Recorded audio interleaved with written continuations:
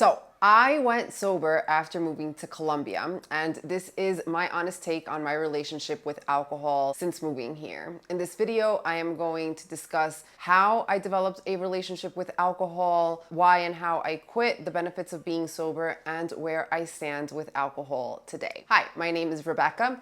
I was born and raised in New York City to Colombian parents, but I've been living in Medellin since 2018. I'm a tour guide, so if you're planning on visiting Colombia, or if you are already in Medellin and would like to walk the streets of the city with me, I have left all of the pertaining information in the description of this video. I also make content related to Colombian travel and all things related to first generation American. So if that sounds interesting to you, you can consider subscribing. If you're enjoying my videos and the content that I do on my blog, you can support me by buying me a coffee. All contributions help, and I thank you very much for being part of the process. So I'm going to begin by saying that this is my experience. Everyone's experience with alcohol is different. This isn't a how to quit tutorial or me trying to set people's moral compass. This is just simply my story and my journey with alcohol. So I honestly think that alcohol is much more prevalent in American social culture than in Colombia. Drinking culture in the United States begins in college. It is everywhere in college. Fraternity and sorority parties. It is in the drinking games, and in my time, it was all over media, especially with reality TV shows like The Real World and The Jersey Shore. And that's exactly where my drinking story begins, in college. I went to college in a very small town in upstate New York with a population of about 13,000 people. So imagine, I was coming from a big setting like New York City, and going into this small town, I experienced extremely big culture shock, and I had a really hard time adjusting. I had nightmares for first roommates, and most of the people around me had either suburban or rural backgrounds. So I was in a completely different world. I eventually ended up meeting people from New York City who I ended up bonding with, but it wasn't as easy because we were all from different parts of the city. We had different experiences growing up. A lot of them already knew each other from back home. So needless to say, it was a very awkward experience for me in college. So I was in this town with more bars per square mile than in any other town nearby or that I had been in before. Alcohol was everywhere, it was easily accessible, and it helped me ease my social anxiety. And on top of that, there wasn't really much to do in that small town. So by the time I had graduated with my bachelor's degree, I had earned 2 lessons with alcohol. Number 1, it eases social tensions, and the second is that it's a pretty easy way to have fun. When I go back to New York City, I'm supposed to be this new working adult. I'm trying to figure things out, and I stumble into the New York City party scene, and it was very lively, to say the least. I had a great time with my friends. We built a lot of memories. We had a great time. The problem was when alcohol started to slip into my routine, right? So if I was having a bad day, there was nothing that a glass of wine couldn't fix. If I was having a great day, then how are we not going to celebrate this occasion? And slowly but surely, I began to develop tolerance. And the problem with me was that I couldn't just have one glass of wine. I couldn't just have one beer. I had to have multiples. And on top of that, I was smoking a lot of weed, but that's a topic for a different video. Point is that alcohol was very normalized in my life. And almost every social interaction began with, hey, let's catch up. Let's grab a drink somewhere. And the problem was also that I wasn't only having drinks with my friends.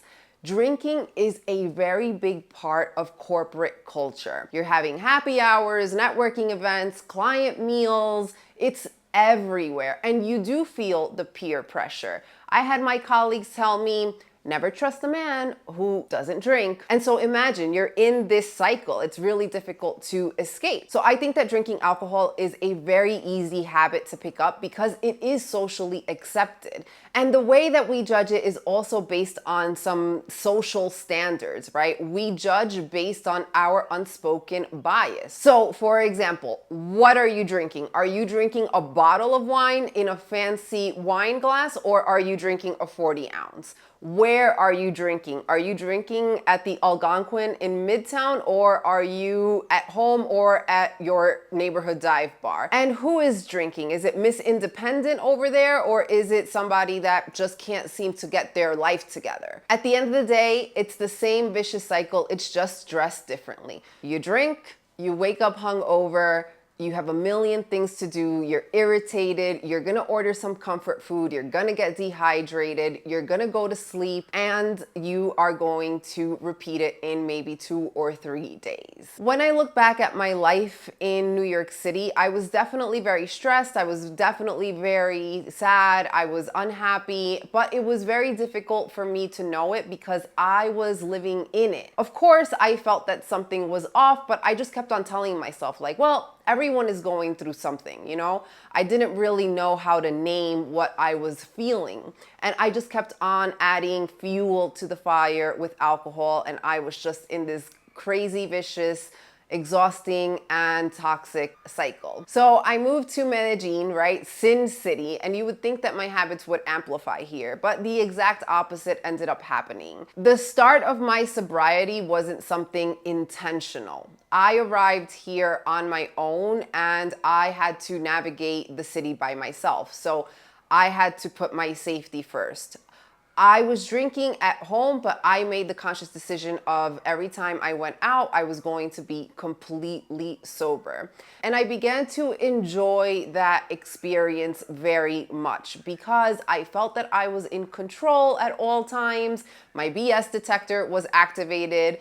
And the next day I woke up feeling maybe a little tired, yes, but I knew that I wasn't going to be bedridden and hungover, and I could get some things done.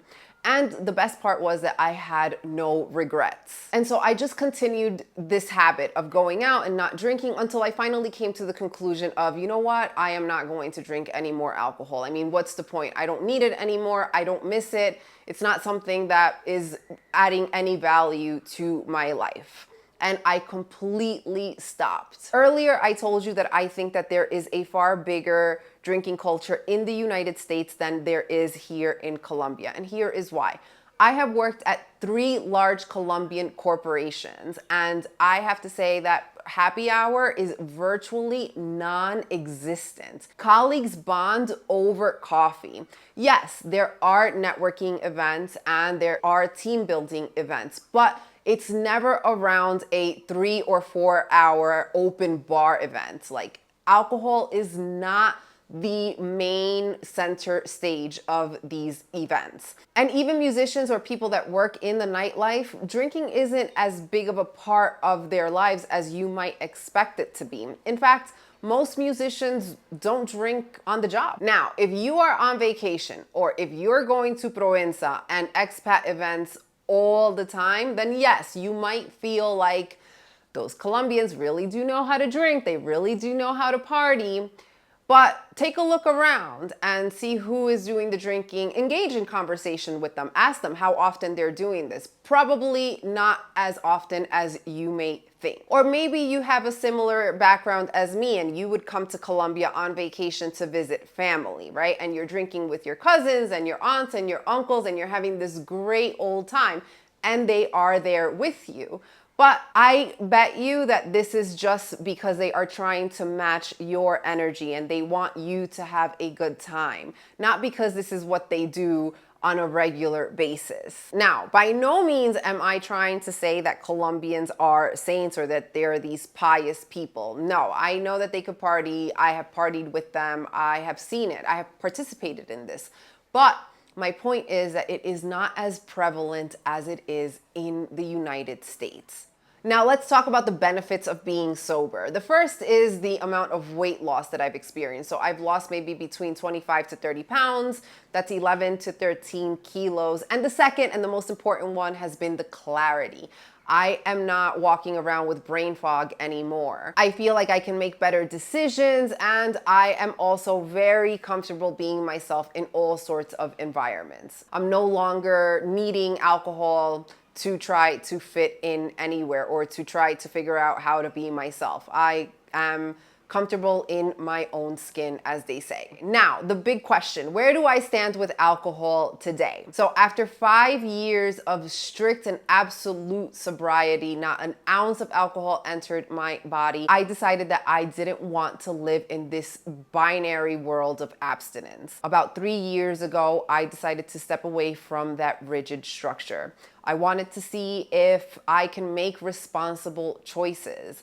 And I felt strong enough to know that I didn't need alcohol anymore as a social crutch. And I tried it, and it was fine. I think that after being sober for so long, my brain and my body were just rewired. And to be honest with you, I lead a pretty normal and boring life.